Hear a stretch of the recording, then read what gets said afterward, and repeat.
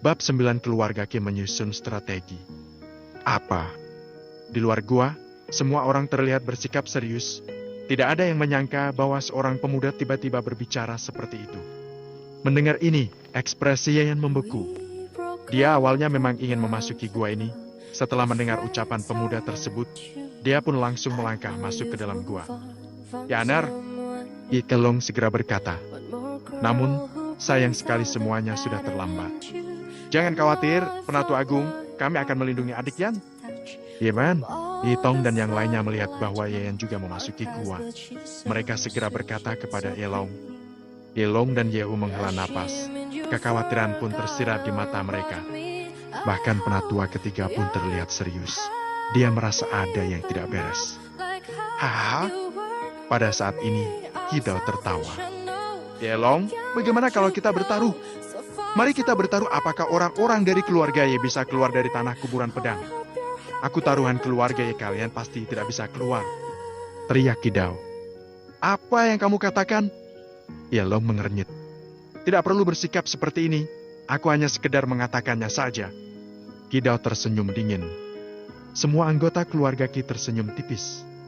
Bahkan Ki Changjian juga berkata, di tanah kuburan pedang, siapa yang tahu apa yang akan dihadapi?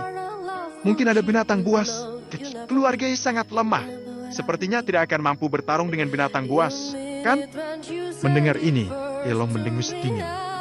Bahkan jika keluarga Ki kamu memiliki ambisi besar, junior keluarga Ye kami juga bukan pecundang. Aku pikir patriarki benar.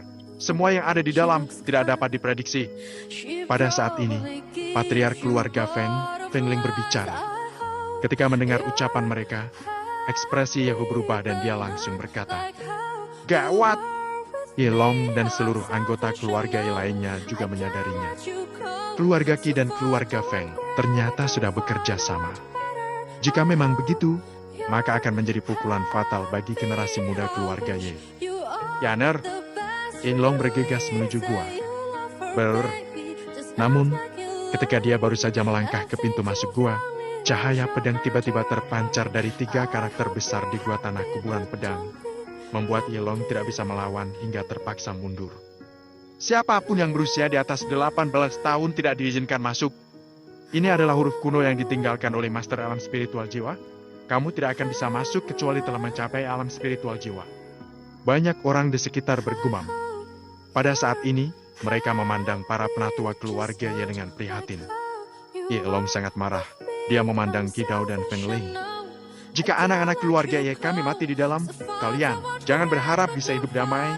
Bahkan kalau aku harus mempertaruhkan nyawaku, aku juga akan membunuh kalian semua.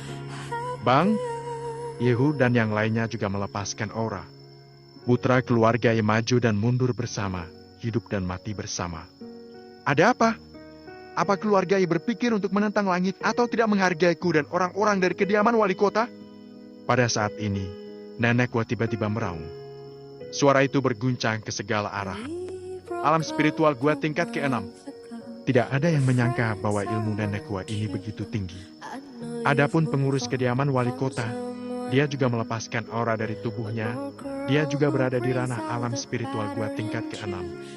Ada 2 praktis yang tidak kalah dari Yelong, yang secara langsung menekan keluarga Ye dalam hal kekuatan. Keluarga Ye memang sangat sial.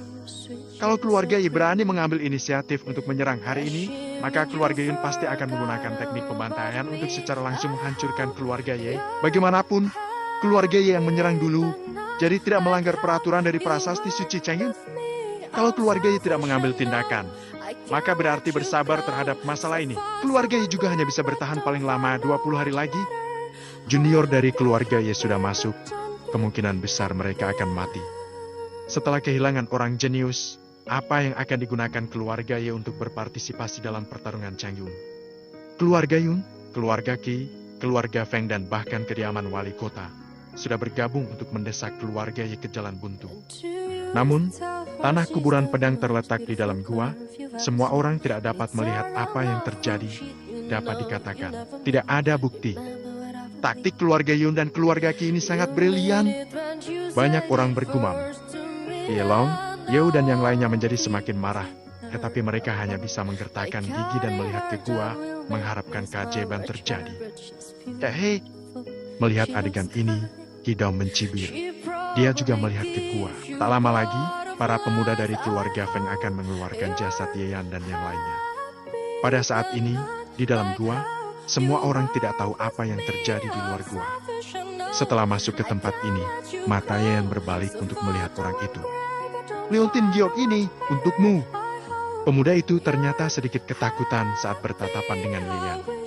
Pemuda itu tidak mengerti, dia juga seorang praktisi alam kondensasi energi, tapi ternyata takut dengan pecundang seperti Yeyan. Saat memegang Leontin Giok ini, Yeyan meliriknya, ternyata memang milik ayahnya. Yeyan menyimpan Leontin Giok, lalu melihat ke depan dan berjalan bersama Itaung, Yewan dan remaja lainnya dari keluarga yang menuju tempat yang energi pedangnya sangat kuat jauh di kedalaman gua. Gua ini sangat besar, jadi mereka tidak berjalan lamban, karena takut senjata spiritual dirampas orang lain. Di dalam gua, Feng Chan memandang Kiwa dari keluarga Qi sambil bertanya dengan suara rendah. Serang sekarang. Jangan terburu-buru. Kalau serang sekarang, bagaimana jika mereka berbalik dan melarikan diri? Setelah memasuki kedalaman dan mencapai tanah kuburan pedang, tidak akan ada kendala setelah mendapatkan senjata spiritual, kata Kiwa. Mendengar ini, Feng Chan pun mengangguk. Di dalam buku-buku kuno tercatat bahwa semua senjata spiritual yang dibuat oleh Master Alam Spiritual Jiwa akan mengakui majikan secara otomatis, hanya akan mengikuti Master Genius. Dengan demikian, senjata ini pasti akan mengikuti Feng Chan atau akan mengikuti jenius keluarga Qi. Adapun keluarga Ye agak lemah.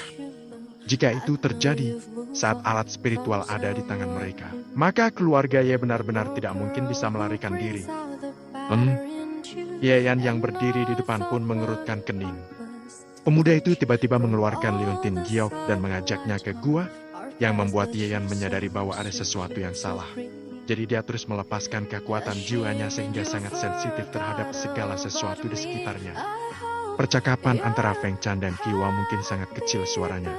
Para generasi muda keluarga Ye memang tidak bisa mendengarnya, tetapi terdengar oleh Yeyan. Keluarga Feng dan keluarga Qi bergabung, bahkan mau membunuh mereka di sini. Ini membuat mata Yeyan beraura dingin, tetapi pihak lain berada di belakang. Mereka mungkin sudah menghalangi jalan keluar, ingin menyerbu keluar dari sini. Sepertinya sangat sulit. Dengan kondisi seperti ini, maka hanya bisa bertarung. Namun, ini belum waktunya. Yeyan juga ingin menunggu sampai memasuki kedalaman dan mendapatkan senjata spiritual itu.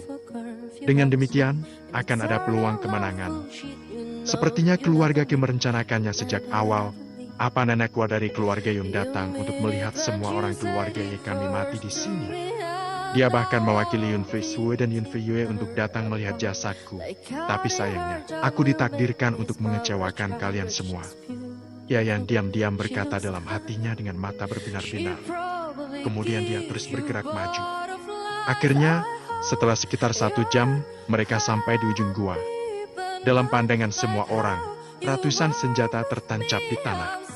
Namun, ada satu pedang yang memancarkan sinar spiritual dan sangat terang.